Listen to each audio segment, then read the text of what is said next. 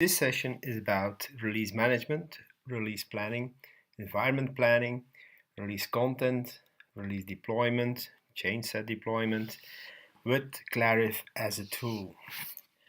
Within the Clarive tool, we have what we call topic categories, and we have topic categories in the system for multiple release types. So we have here a first one, which is a release, and each of these topics categories have their own workflow. Looking at the release workflow, we will see that these are the statuses that a release can go through, and in the darker gray areas we see the environments, the physical environments that a release can be. In this Kanban we can directly see that where our releases are, in what status they are, and in what environment we have currently releases that are installed or deployed. This is a normal planned release. We can also have fast track releases. And a fast track release has, for instance, a different workflow. It's shorter. It has not all the environments. It doesn't go through QA. It doesn't have all the states that a normal release had. It has to go fast. So that's the difference that it has. It has another workflow. And it has less environments. There is no QA environment involved. It goes directly into development.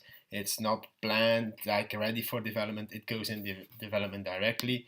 And we can also have the more agile way of working with the sprint that's considered as a release. And looking at this, we have a sprint with, again, another workflow. So we can have within the tool different kind of releases, fast track, normal, planned releases. But for this demo, we're going to work with a planned release. And here I have a release for November 2015 that has been defined. It's just a container that has been defined. It has been created. It has been assigned to a release manager. There has been set or added applications to it, so it can contain changes for complex app, mainframe app, banking app, web and client app, and bring those changes to production in a release for the November 2015 period. Currently the status is ready for scheduling. This means that the release manager is gonna enter in the edit mode for that release, and he is gonna enter his environment plan. So he's going to enter for each of the environment that he's going through in the development area. He will start today, and there will be development going on till, let's say, the 22nd of November. And from the development phase, he will go to the test phase. Testing will start already at the end of this week because many of the developers will already have done some stuff. We will go on testing till the 18th. From the testing environment, we will go to the QA environment. The QA environment, we're expecting the first changes to be in the QA environment by the 3rd of November. And the QA environment, we're going to be with our changes in the QA environment till the 22nd of November. And from there, we will go and open a pre-production environment where we're going to test the changes, like say for a week after QA. We're going to run a pre-production environment till somewhere around November 27th. And finally, we expect the release to go into production from the 27th of November on, somewhere between the 27th and the 30th of November. This release will go into production. So now the release manager has added his environment plan, and the release is in fact ready for scope definition. We can add change requests to that release. So by saving this has immediately an impact on our dashboarding. Going to our dashboard, we can see that for our release roadmap, we have now our release 2015-11 that is included with the dates for development, with the dates for test. We can see all the other releases that are currently in motion or defined or planned, and where they should be in what environment, at what time, at what day. And we can also have our release calendar here, where we see directly all of our releases in the calendar format for by week in this case. By month in this case, we can have it by week. We can have it even by day. We have all these different options that we can have. We can refresh the data whenever is needed. Looking at our release now in the view mode, we see now that our environment plan has been included in the release, and we see also a calculations of how many days there are still how many days we are off from our planned start in the different environments. Looking at a release that is currently in motion, like the release 1.0, you will see that we calculate also whether we are in good shape or not. Here you can see that this release is currently ready for QA, but it should have been in QA already a month ago, so this release is really terribly late. And this is reported here by putting these dates and this information in red. Going back to the release that we are currently working with, now we have the in scope definition, so we can add to it change requests.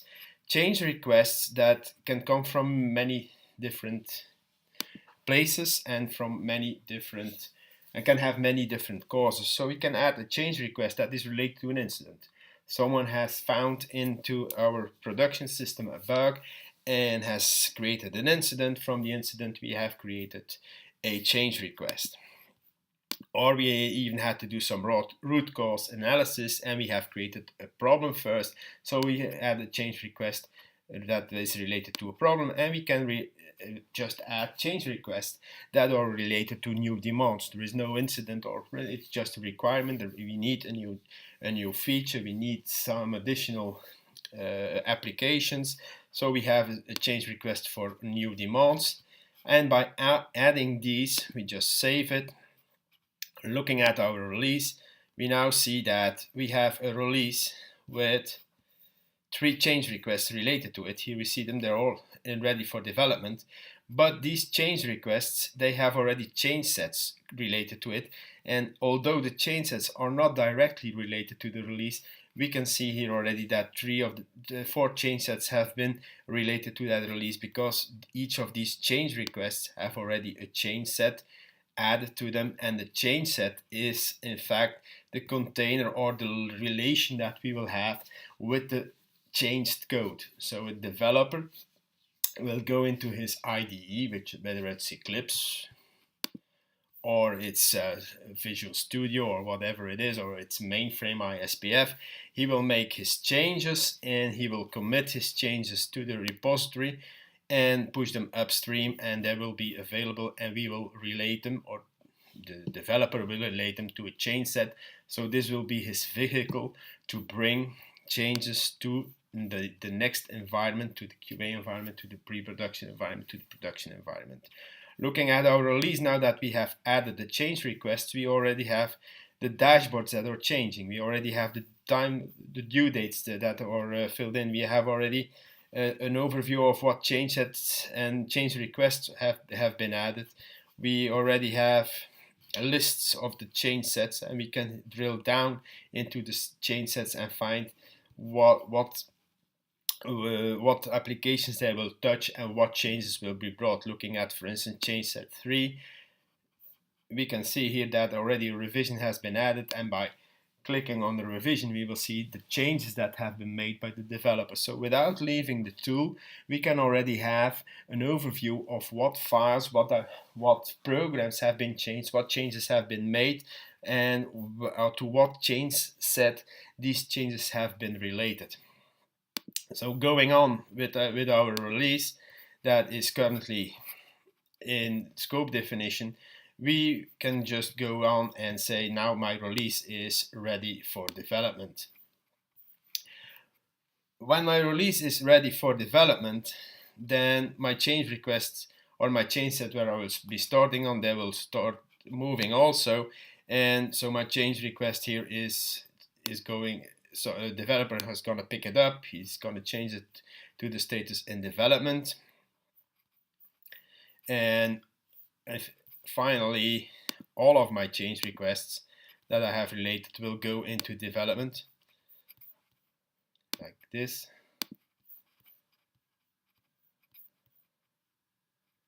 And I have my last one here.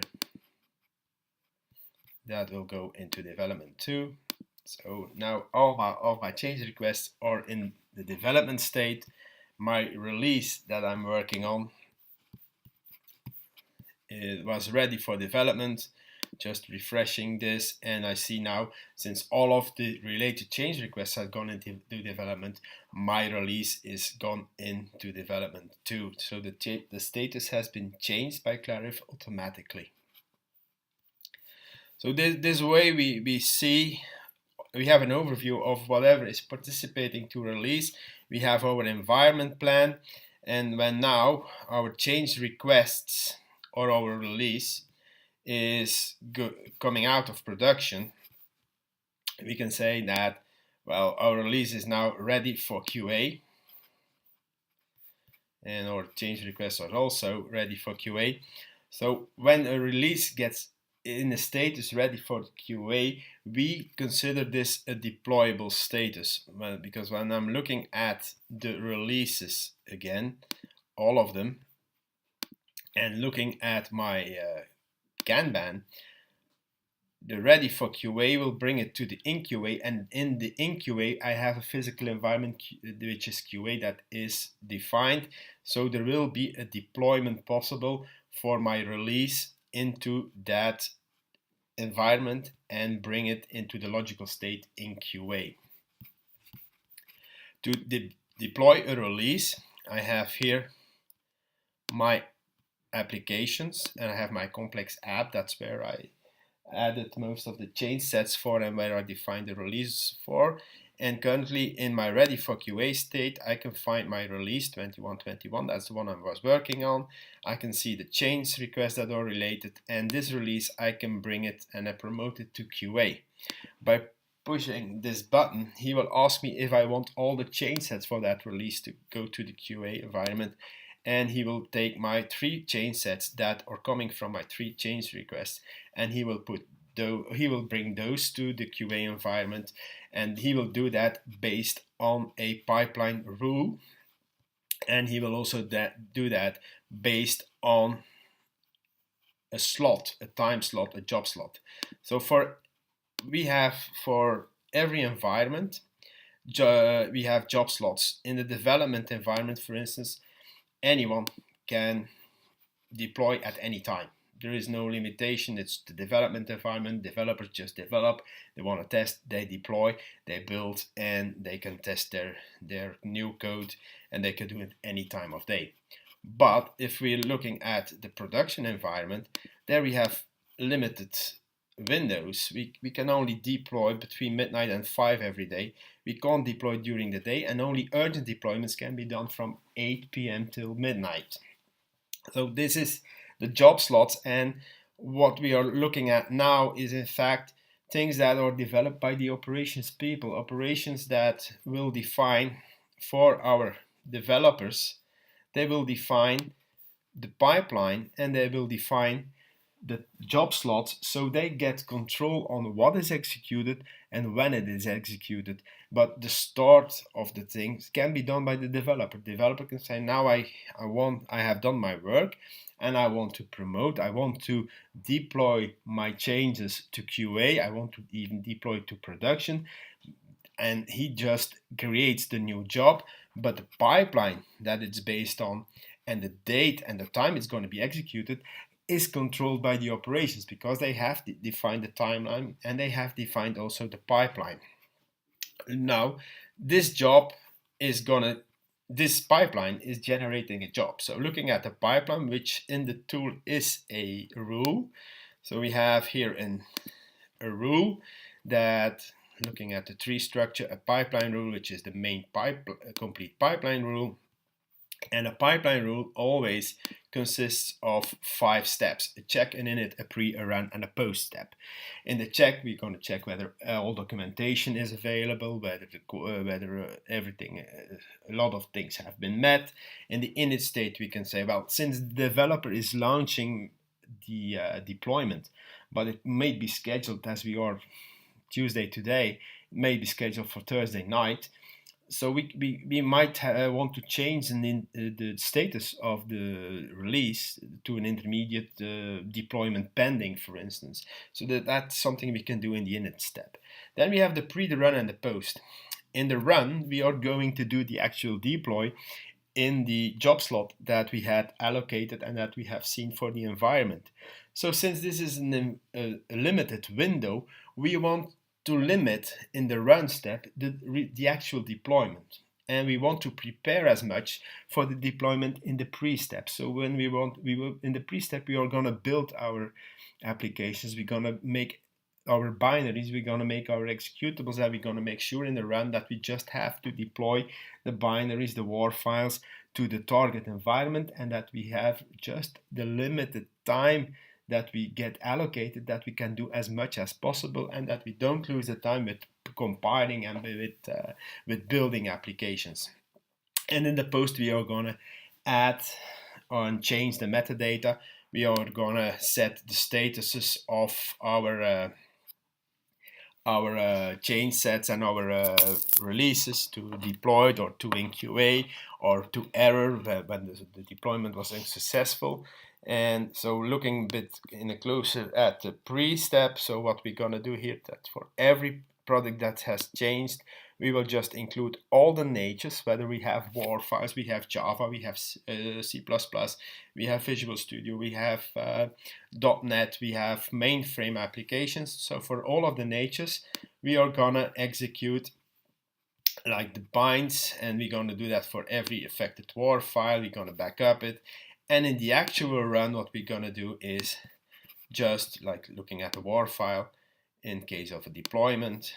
For each of the affected WAR file, we're just going to deploy the WAR file because all of the builds have been done in the pre-step and everything was ready for deployment.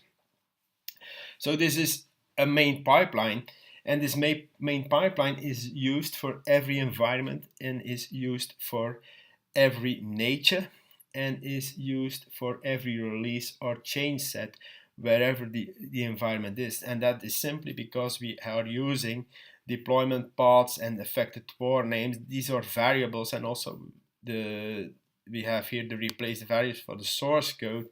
When we're looking at our applications, which we define as configuration items, we have here the CI that says I have projects, and looking at, for instance, the complex app project, we have defined for all of our environments, the development, the test, the QA environment, we define all of our servers, all of the path, the Maven server, the JBoss server, and these are all variables that get substituted in our ruling system, which makes our ruling system agnostic, and we can just use the same pipeline for any environment, for any application, and for any type of release. And the goal is to have as less pipelines as possible. We should be able to deploy anything to any environment with a very limited number of pipelines due to the variable substitution and due to the conditional settings we can do in the rules by setting every rule for every nature we have, and even setting if statements whether we are in a deploy or in a rollback phase. So this way we are going to deploy our release to the next environment, which in our case was the QA environment. And looking at our release now, I didn't launch any of this, but looking at our release now that is ready for QA, when he gets deployed, he will change to the in QA state, and or he will change, for instance, when he goes to production after being ready for the production, he will change to the deployed state. And even then we can automate certain things and say, well, when my release is deployed, I want my change sets to also to be deployed or to receive the status deployed. So this is how we plan a release. This is how we add contents to a release. This is how we move a release to the life cycle. This is how we deploy a release. And at any time, whatever we do, statistics are kept. Now you can see that my average time in scope, my average in ready scheduling, so all my states, you can see that they have changed values these values are very low because I just created everything and I went from the inception of a release or the creation of a release to the deployment of a release. So that's why it's going very fast. But you can see that for every of the status that we have here, that we have the time and that we kept all the data and that we can report in. We have all the metrics. We can see the change sets that we have gone through, and we have it now for this release, but we can have it in a release management dashboard for all the releases. And here we can see then that these are all the releases that we have. That is our planning, the start date, production date, and this is all the data that we capture, all that we can report on, the status of all of these releases.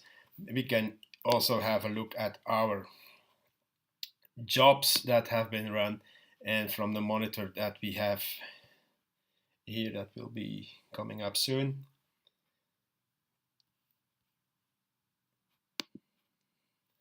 We can go into the detail of a job and we can see all the steps that have been executed in the pre-step, in the run step, in the post-step. We can have the timing, we can see what the status was, whether we had an error, how long it took. We can take the full log, and we can here see for any of the steps that were executed, all the different actions that were taken, the checkouts, for the WAR file, the builds that we have done, the static quality analysis. We had a failure in the static quality analysis, so this deployment didn't go through because we had two gates that weren't met, so it kept the tool from deploying this application to the QA environment.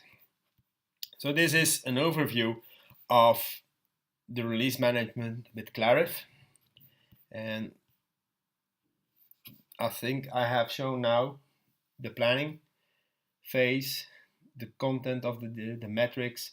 So I think that is quite a complete overview of how and how easy it is to implement a robust release management with Clarive.